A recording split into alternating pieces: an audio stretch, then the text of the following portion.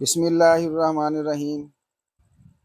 السلام علیکم ناظرین، آپ دیکھ رہے ہیں انداز بیاں چینل اور میں ہوں شہباز شفقت مرزا۔ ناظرین، آج کی ویڈیو بہت ہی اہم ہے اور ایسی اس میں احادیث ہیں جو انشاءاللہ آپ کو دنیا اور آخرت میں فائدہ پہنچائیں گی۔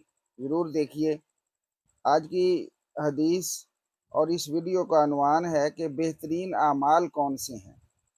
کیا آپ جانتے ہیں کہ وہ کون سے اعمال ہیں جنہیں رسول اللہ صلی اللہ علیہ وسلم نے سب سے افضل اور اللہ کے نزدیک محبوب قرار دیا؟ سب سے پہلے نبی کریم صلی اللہ علیہ وسلم نے فجر کی 2 سنتوں کی عظمت بیان کرتے ہوئے فرمایا، فجر کی 2 رکعتیں دنیا اور اس کی ہر چیز سے بہتر ہیں۔ سوچئے، پوری دنیا کا مال و دولت بھی ان 2 رکعتوں کا مقابلہ نہیں کر سکتا۔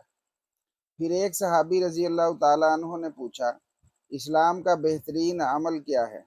آپ صلی اللہ علیہ وسلم نے فرمایا، لوگوں کو کھانا کھلانا اور جاننے والے اور نہ جاننے والے سب کو سلام کرنا۔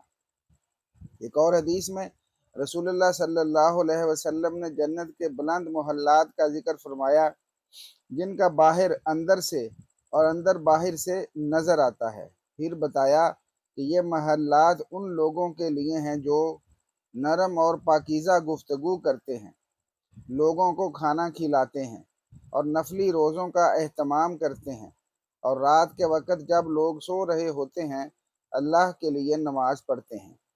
پھر جب آپ صلی اللہ علیہ وسلم سے پوچھا گیا کہ سب سے افضل عمل کون سا ہے، تو آپ نے فرمایا، اللہ اور اس کے رسول پر ایمان لانا، پھر اللہ کی راہ میں جہاد، اور پھر حج مبرور۔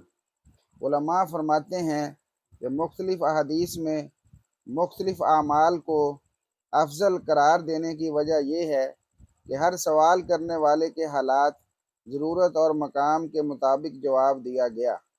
اللہ تعالی ہمیں ان بہترین اعمال کو اپنانے اور ان پر استقامت کے ساتھ عمل کرنے کی توفیق عطا فرمائے، آمین۔